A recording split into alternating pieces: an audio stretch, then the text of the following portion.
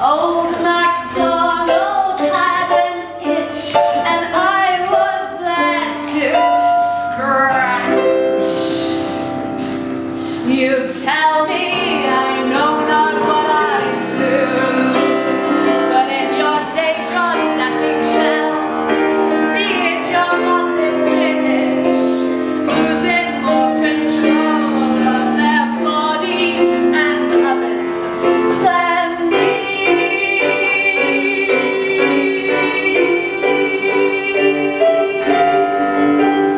So this is your dungeon, this is your cage, here is your harness, but here is my stage. I am in charge here, so don't you forget, disobedience is something you'll regret.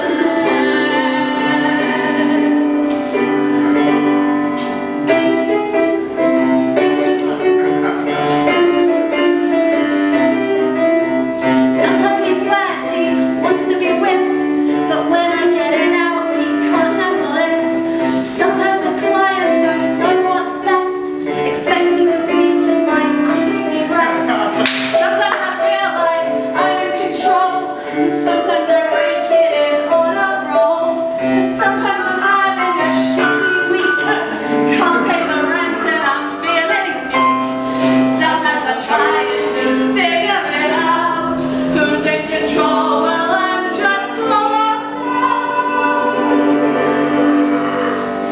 Power is mine, and you'll pay me for my time. So if you want to submit, then puppy, admit you're mine. You're mine.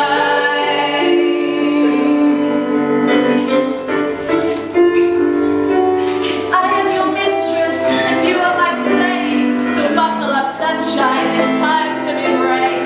'Cause I get my pleasure and you get your kicks.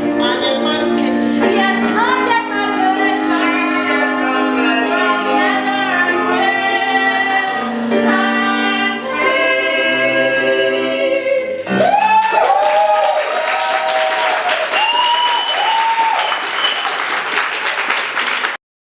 The Sex Workers Opera, that was written by a professional dominatrix. The Sex Workers Opera was a show written and created by sex workers and their friends in London. We've done it twice now. Our first show was 3 days. We all got together. No one had met each other before.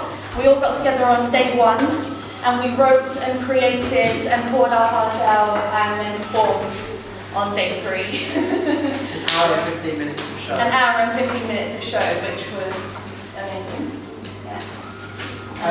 In this talk, we're not going to talk about sex work politics specifically.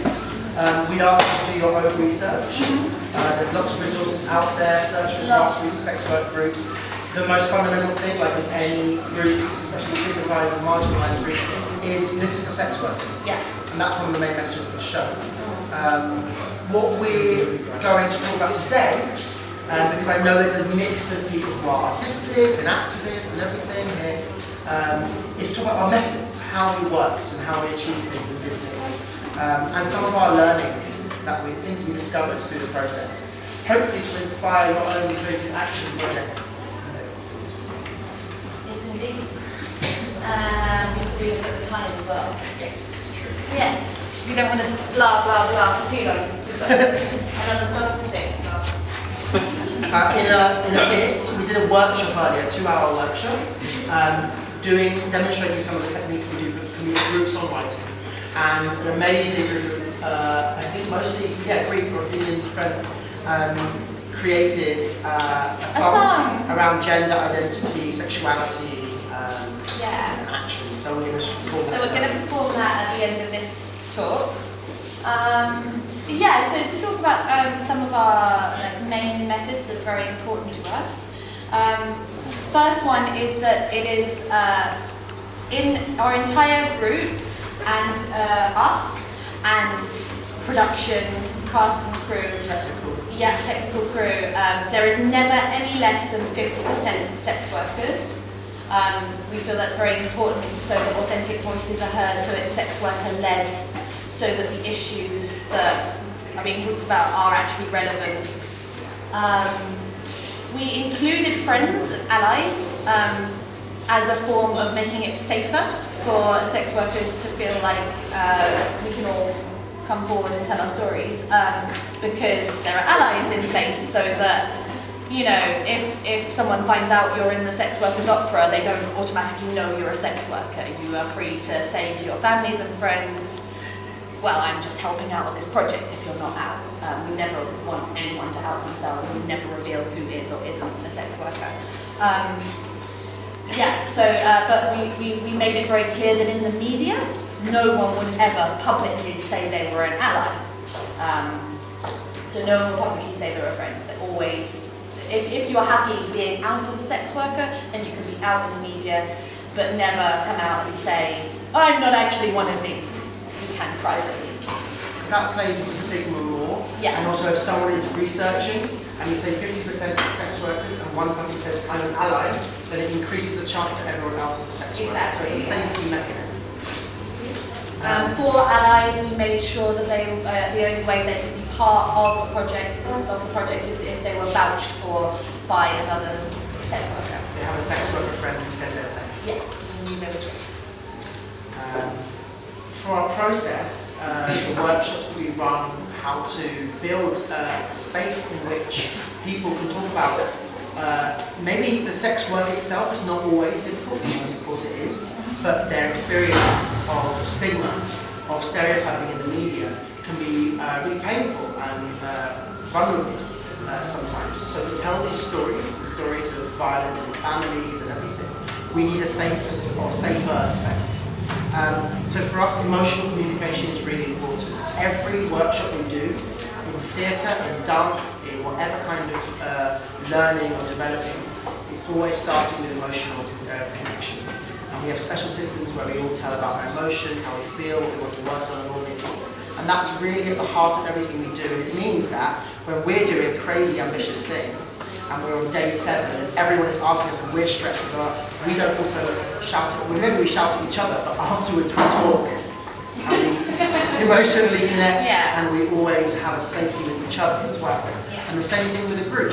And that's also, it's really important to say, like, a community of people coming together, if it's queer people, if it's sex workers, if it's women, whatever the reason for coming together to create art around your oppression, the act of coming together is just as important as a show you put on later. Some people may have never told these stories before because they've never felt safe to, and to suddenly be around your peers. We actually had one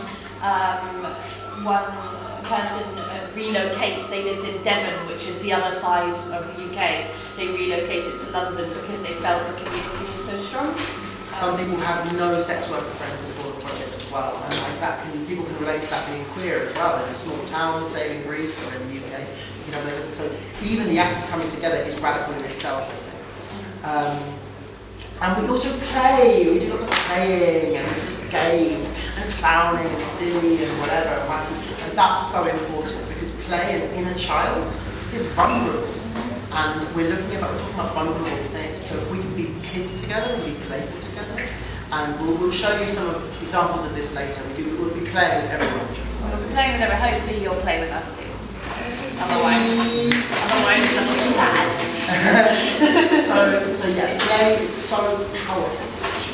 And we did have 3 days to create an hour-long show with everyone's voice. Crazy idea. A whole opera, in fact, to write the music. And we spent the first day just playing. And everyone in the group said afterwards, oh, the only reason we were able to carry on daring to do really stressful things together and still trust each other is because we played. Exactly. So that's really cool.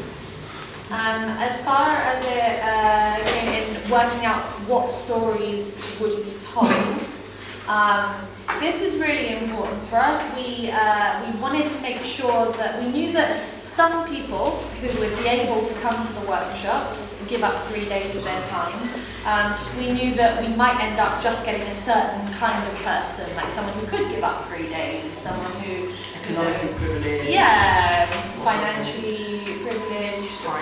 Time privileged.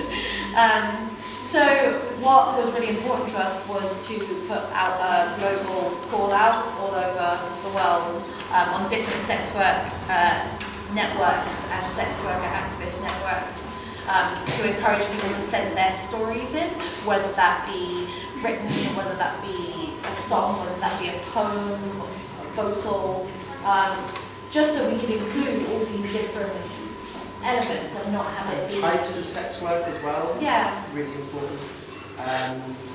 There are invisible types of sex work people don't think about, like webcam models on a computer. It's also in the world of sex work and stuff.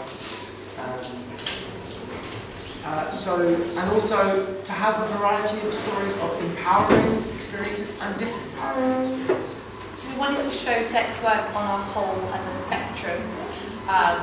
We didn't want to have one narrative of it being positive or negative. We wanted to say, listen to sex workers, it's a complex issue. Some people have a great time, some people don't. Like a lot of jobs. In 1 hour.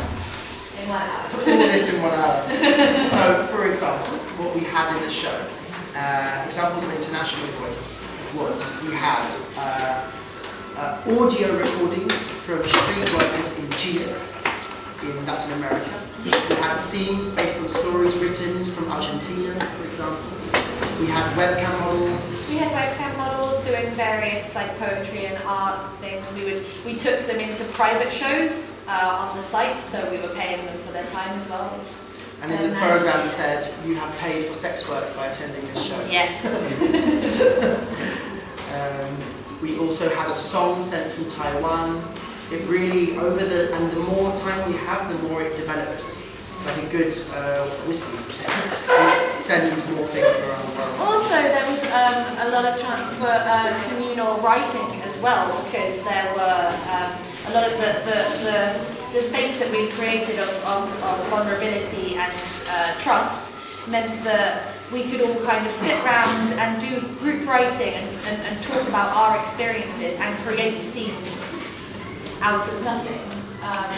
It was finding a balance. We would create some things which we call holding forms. So we might write a melody and kind of like take some writing that people had given and maybe make it rhyme or help make it rhyme. Some people just wrote amazing things without any aim at all. But you didn't need to be musical to be No. into theatre or have any experience. Most people maybe had not, one person did not sing since they were 13. Many people said, when I was 7, someone said, you can't sing, and I never sang again. And then they were on stage singing an aria. I never sung publicly really before lockdown, so yeah, it's definitely... Also levels of empowerment and disempowerment. We had some stories that were like about them healing a client, or stories about Saving a client's marriage. saving a client's marriage from Argentina as well, where people would think, oh, in Argentina all the sex workers were oppressed. And then stories of violence and pain. A lot of it actually to do with police violence and how stigma plays into police violence and how stigma plays into families turning away from their sex worker family members. And when we first did the original show, it was more cabaret style. We had 3 days, so we just like flung a bunch of stuff together. There was a basic narrative of sort of showing, trying to change people's perceptions and encouraging you to listen to sex workers, but fundamentally it was very cabaret. There wasn't any sort of intertwining. A song, a dance. A poetry. But now, in the recent one we did, we had a week to work on it. Still no time, that's the time always goes. But we managed to intertwine a little weaving thread which was about a mother and a daughter. The idea was that her mother was anti-sex work, she was a second wave feminist, and the daughter was a sex worker, and the idea was the daughter was kind of showing her mother through all these scenes.